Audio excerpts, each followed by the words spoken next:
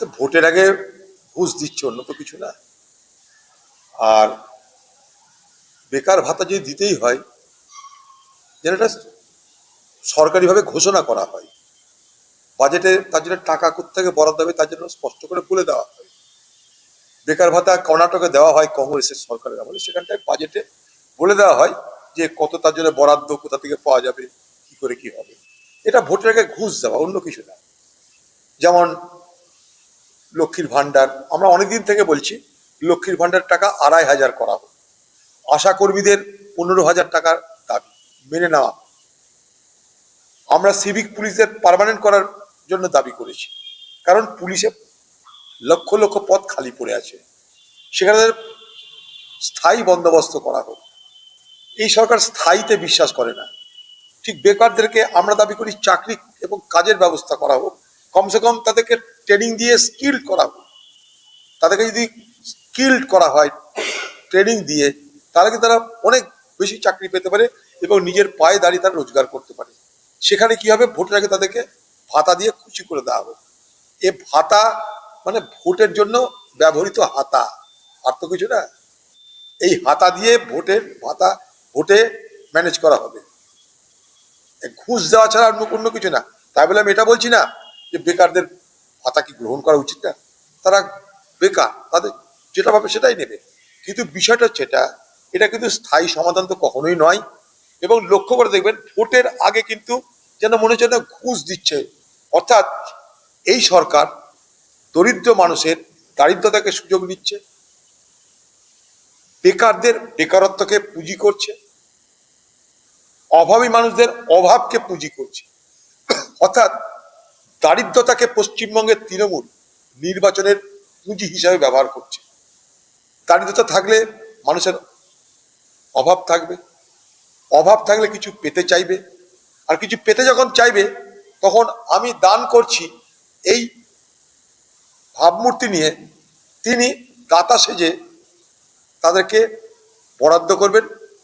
তারা গ্রহিতা, তাই গ্রহিতা যারা তাদের কোনো অপশন নাই, তাদের কোনো পছন্দ অপছন্দ নাই, যে দেয় তাকেই তারা দাতা বলে মনে করে। অর্থাৎ পশ্চিমবঙ্গে আজ মুখ্যমন্ত্রী দাতা, গরিব মানুষ গ্রহিতা। মুখ্যমন্ত্রী মালিক, গরিব মানুষ তার কাজের লোক। এই একটা বাতাবরণ তৈরি হচ্ছে। স্বাধীনভাবে নিজের পায়ে দাঁড়িয়ে তারা যে মর্যাদা সম্পন্ন জীবন যাপন করবে সেই দিকে সরকারের কোনো দৃষ্টিভঙ্গি নাই। হ্যাঁ, এগুলো হতে পারে, ভাতা ভান্ডার হতে পারে, এগুলো আপনি কি স্থায়ী ব্যবস্থা করতে পারবেন তাদের? তার জন্য কোনো পরিকল্পনা নিতে হবে। আজকে খবরের কাগজে কি বেরিয়েছে জানেন? পশ্চিমবঙ্গ ভারতবর্ষে বিদেশি পুঁজির বিনিয়োগে ১২ নম্বর স্থানে দাঁড়িয়ে আছে। অর্থাৎ আমাদের রাজ্যে পুঁজির বিনিয়োগ হচ্ছে না। পুঁজি যদি বিনিয়োগ হতো তাহলে কি হতো, শিল্প হতো, কারখানা হতো, বাণিজ্য হতো।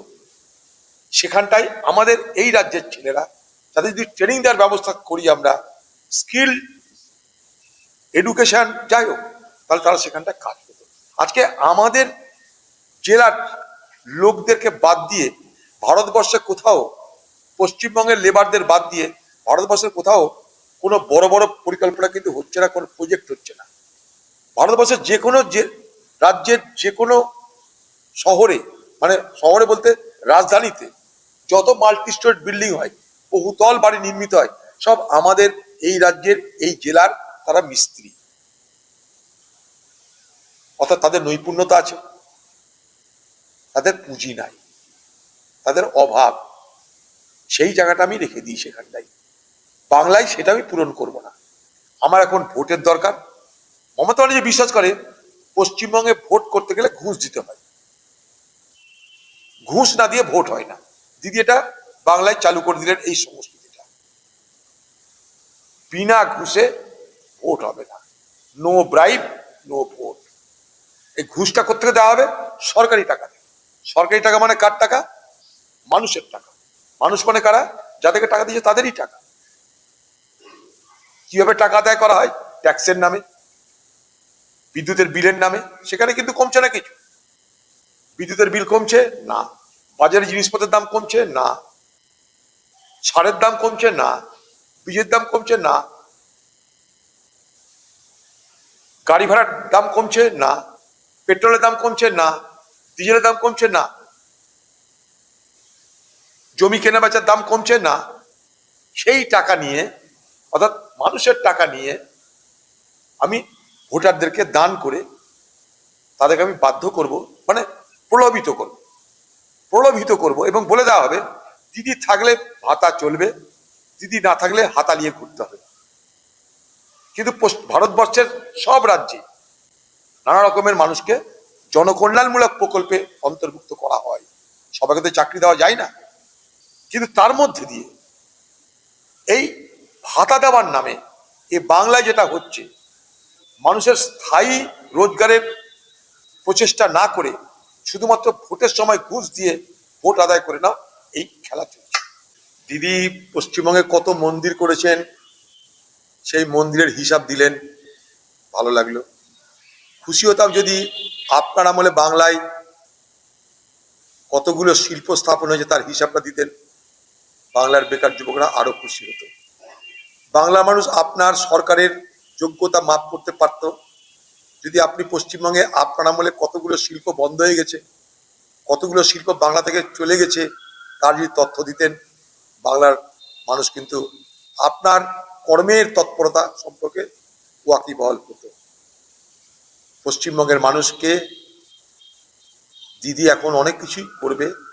এর আগে চণ্ডীপাঠ করেছে, কখনো হিজাব পড়েছে, তবে এবার দিদি দেখছি আর মুসলমানদের জন্য ভাবনা চিন্তাটা একদমই কমিয়ে দিয়েছে। দুধেল গাইদের জন্য দিদির আর ভাবনা চিন্তা নাই। এত বড় বাজেট গেল, ইমাম ভাতা মজের মাতার কোনো গল্প হতো না। এত মন্দির তিনি করছেন, কোথাও তিনি মুসলমান সম্প্রদায়ের মানুষের জন্য তাদের ঐতিহ্যের ঈদগাহ থেকে আরম্ভ করে তাদের যত সংস্থান আছে তার জন্য কোনো ব্যাখ্যা আপনার নাই। আপনার আমলে এই বাংলায় ওয়াকফ সম্পত্তি দেদারে লুট হচ্ছে, তা নিয়ে আপনার মাথা ব্যথা নাই। আপনি এখন প্রমাণ করবেন, আরে বিজেপি কত হিন্দু আছে, বিজেপি আর কি হিন্দুত্ব জানে, আমি বিজেপির থেকে বড় হিন্দু। মোদি আর দিদির কে কার থেকে কত বড় হিন্দু তার প্রতিযোগিতা শুরু হয়ে গেছে। আগামী দিনে ভোটের আগে এই প্রতিযোগিতা বাড়বে। দিদির ভোটের আগে শিবের কথা, শিবের বাপের কথা সবই মনে পড়বে, কারণ এখন ভোট। তাই দিদির নির্বাচনে নেমে শিব পার্বতী সকলের নাম আউড়িয়ে তিনি কোন রকমের বৈতরণী পার হতে চাইছেন। বলবেই তো, তাদের মধ্যে যারা মানে সচেতন তাহলে তো এটা বলবেই। এখানে ভাতার তো কোনো ঠিক ঠিকানা নাই।